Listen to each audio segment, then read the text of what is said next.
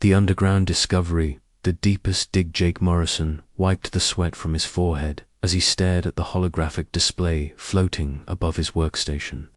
The numbers made absolutely no sense. After 20 years of deep core mining in the Australian outback, he thought he had seen everything Earth's depths could offer. But the readings from Shaft 7 were impossible. "Run the scan again, Arya." Jake commanded the AI system that controlled the mining operation. "Scan completed, Engineer Morrison." Results remained consistent. Metallic composition detected at depth 15.7 kilometers. Estimated structure size exceeds current scanning parameters.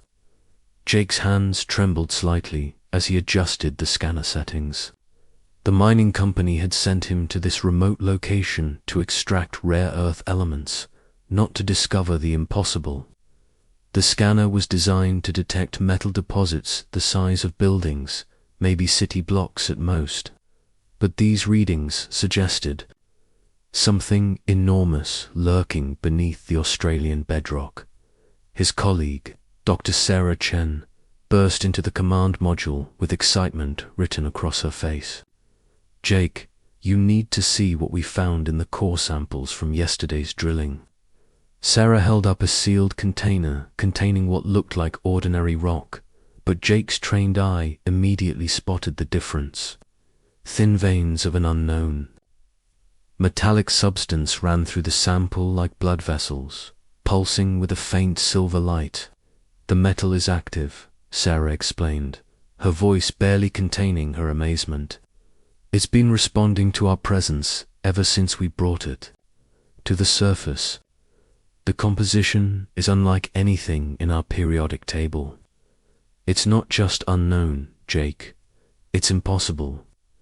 Jake stood up so quickly his chair rolled backward. "Impossible, how?"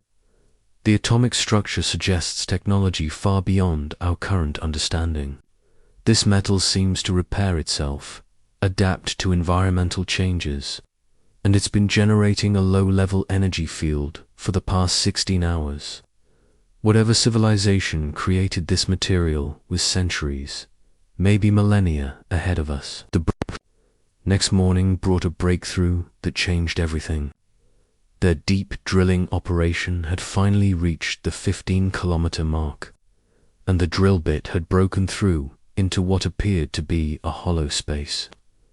Jake and Sarah watched in amazement as their equipment registered a massive cavern system beneath the Australian continent.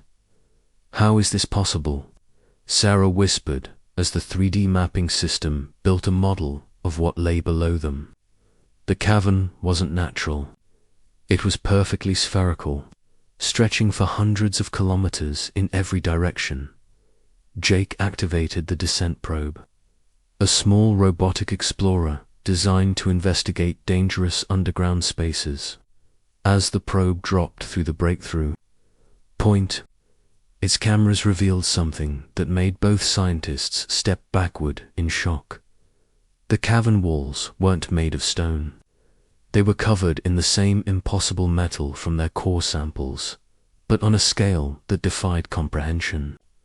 Corridors wider than highways stretched into the distance, filled with dormant machinery that looked both ancient and impossibly advanced. Arya analyzed the probe's visual data and compare it to known architectural patterns, Jake ordered. Analysis complete.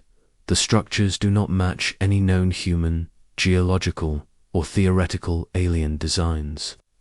However, scanning indicates the entire complex is artificial and shows signs of recent activation. Sarah grabbed Jake's arm. "Recent activation? What do you mean recent?" The AI's response sent chills through both scientists. Energy readings have increased by 300% since human presence was detected in the vicinity. Multiple systems appear to be coming online after an extended, dormant period. The ancient awakening over the following days, Jake and Sarah worked around the clock to understand what they had discovered.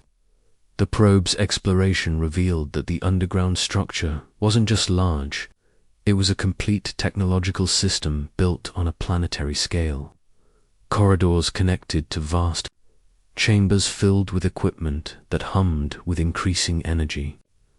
Control rooms contained displays showing star maps of the local galactic region, and vast hangar bays held smaller ships that could house entire cities. The most shocking discovery came when they managed to access what appeared to be a central data core. The information was stored in a language that seemed familiar yet ancient, as if it were an older version of human languages that had evolved over thousands of years. "Jake, I think I've translated part of the data," Sarah announced on their 5th day of investigation. Her face was pale with disbelief. "According to these records, this isn't just a ship built under Earth. Earth was built around this ship." Jake stared at her. "That's impossible. Planets form naturally over billions of years." "Not this planet," Sarah replied, her voice shaking. "Earth is artificial. It's a camouflage shell built around a massive starship. And according to these records, it's not alone. Every world that humanity has colonized in the past few centuries contains similar structures."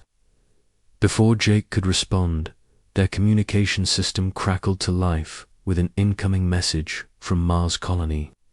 The voice of Administrator Rebecca Foster filled their command center with urgency and confusion.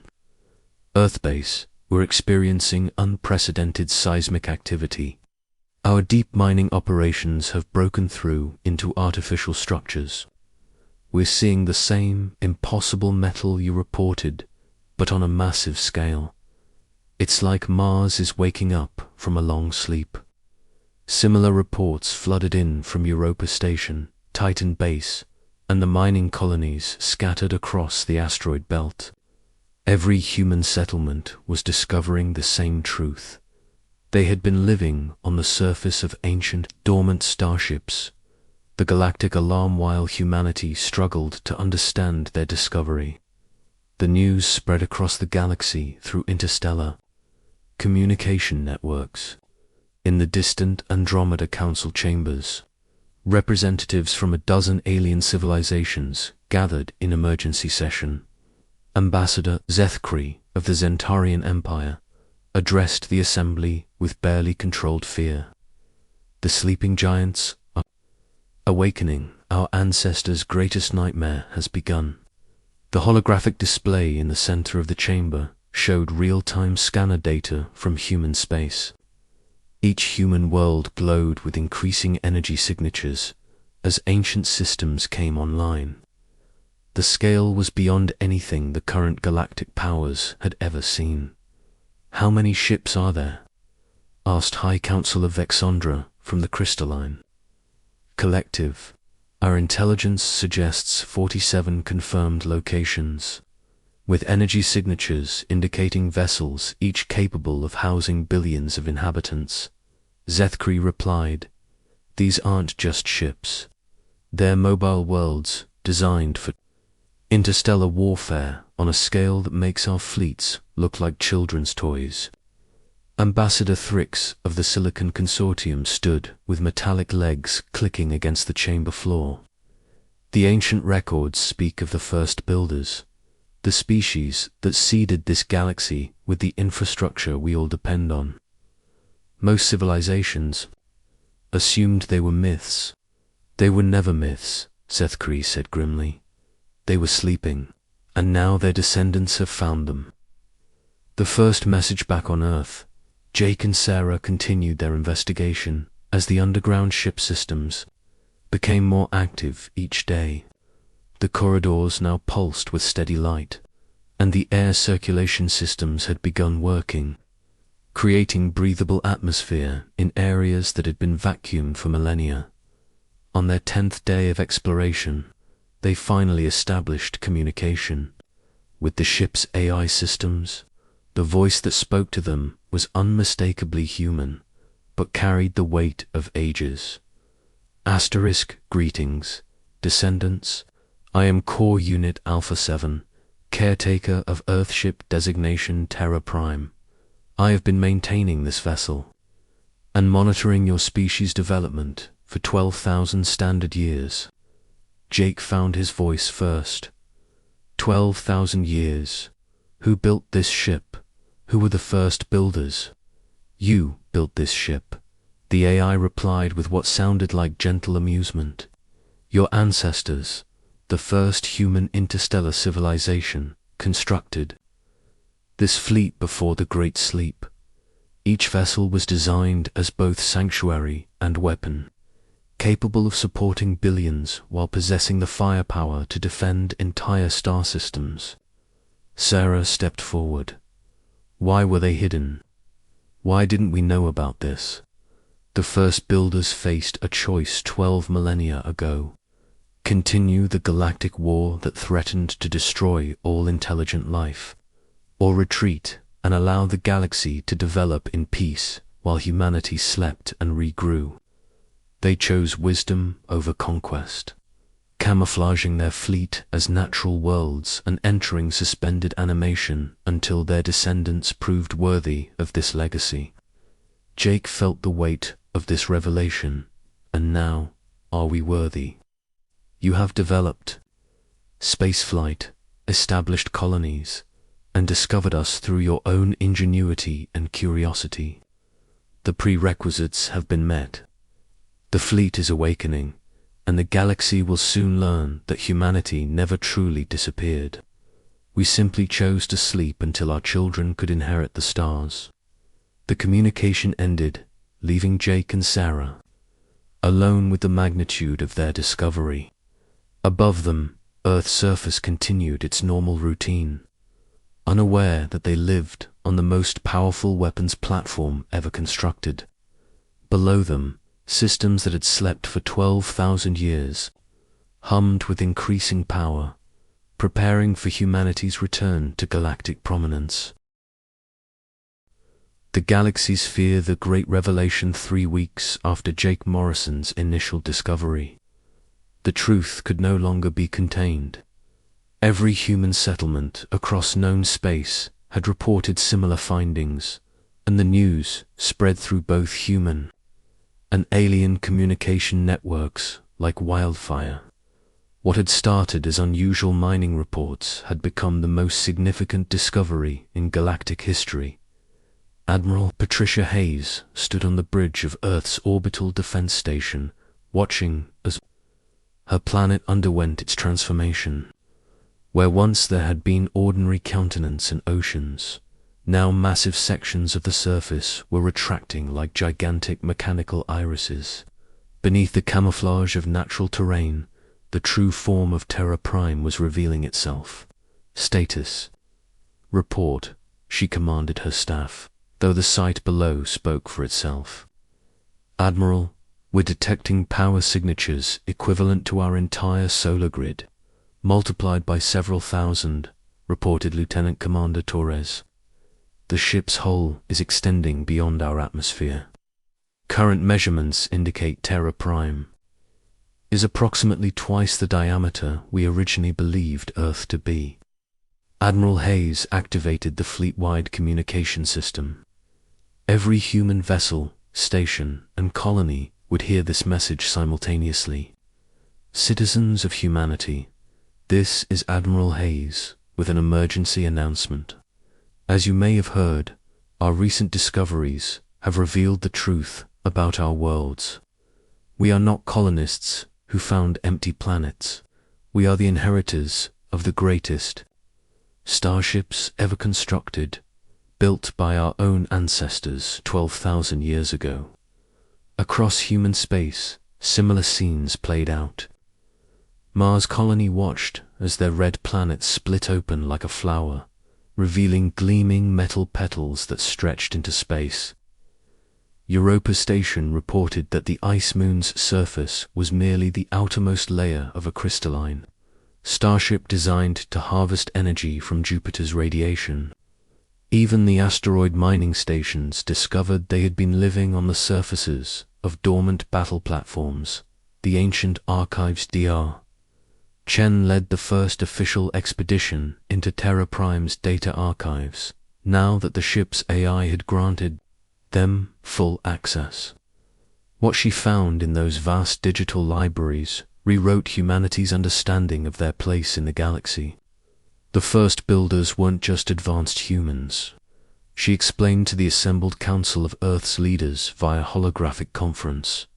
They were us at our peak.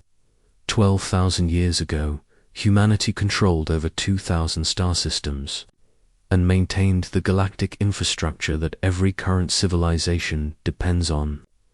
The holographic display showed star maps from humanity's ancient empire, trade routes that connected distant galaxies, space elevators that reached from planetary surfaces to orbital rings thousands of kilometers in diameter, and defensive networks that protected entire sectors from cosmic threats.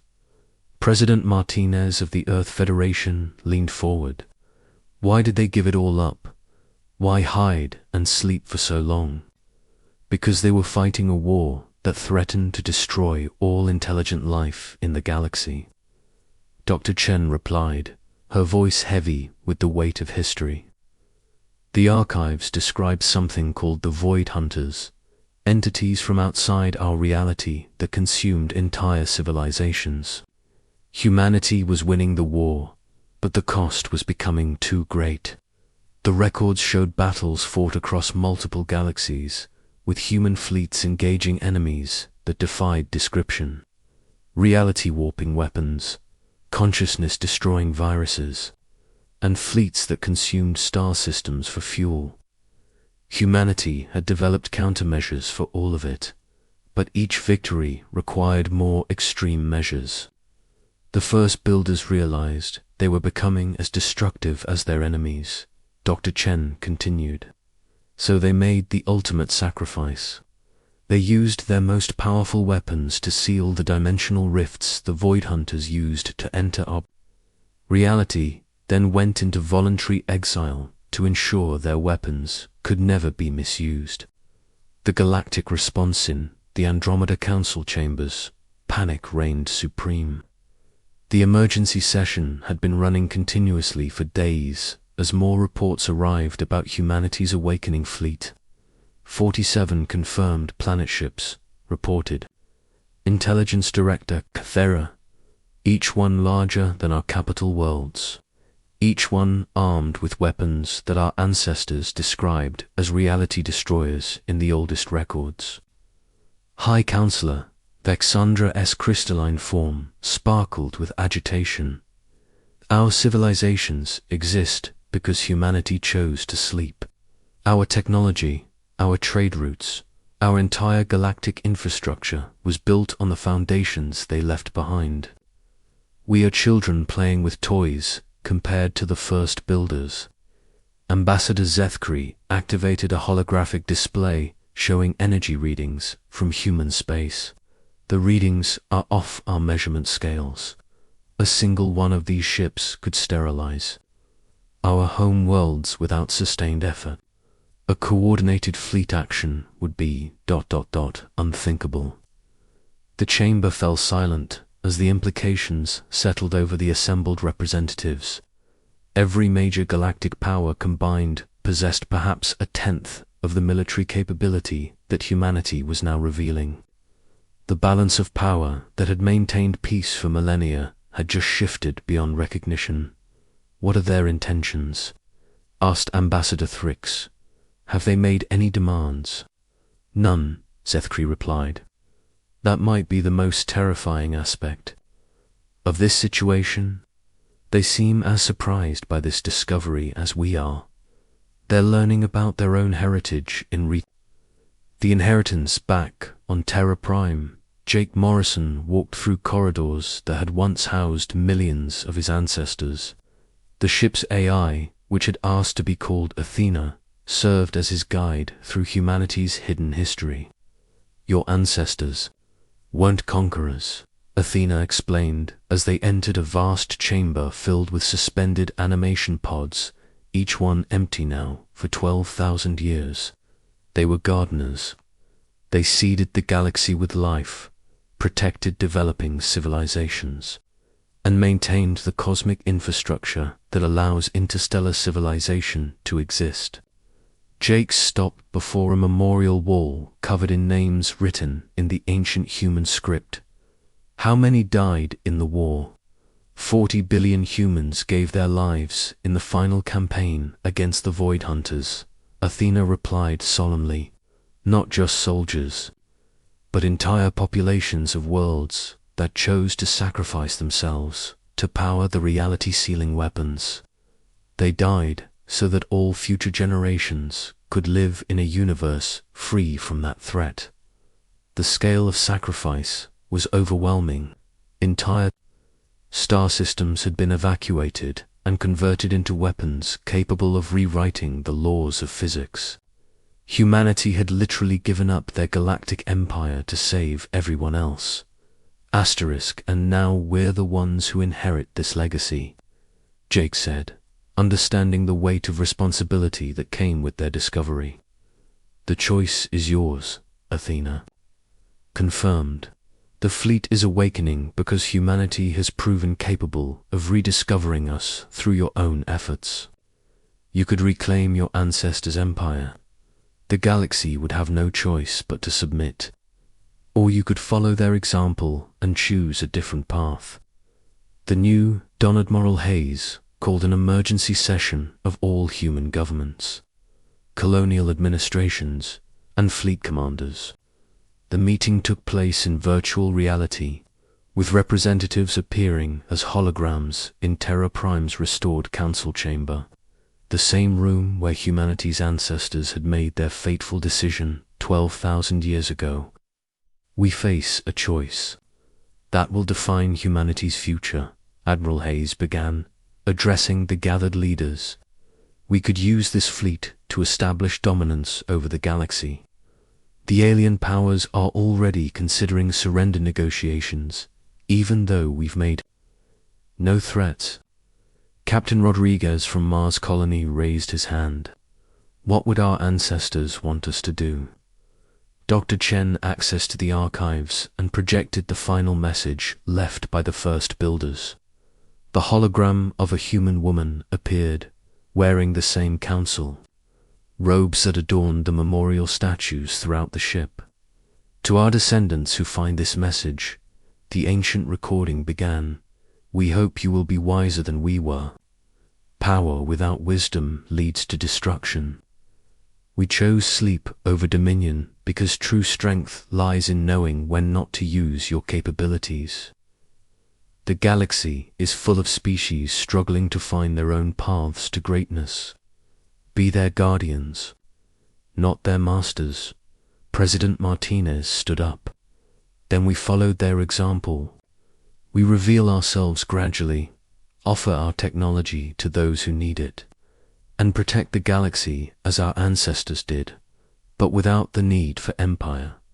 The vote was unanimous. Humanity would emerge from their long sleep not as conquerors, but as the galaxy's oldest children, ready to help their younger siblings reach for the stars. Across human space, the planet ships completed their transformations, revealing the magnificent vessels they had always been. But instead of weapons charging for war, they opened communication channels to every inhabited system in the galaxy. This is Terra Prime, speaking for the human fleet. Admiral Hayes broadcast to the cosmos. We are the children of the first builders, returned to offer our friendship to all sentient species.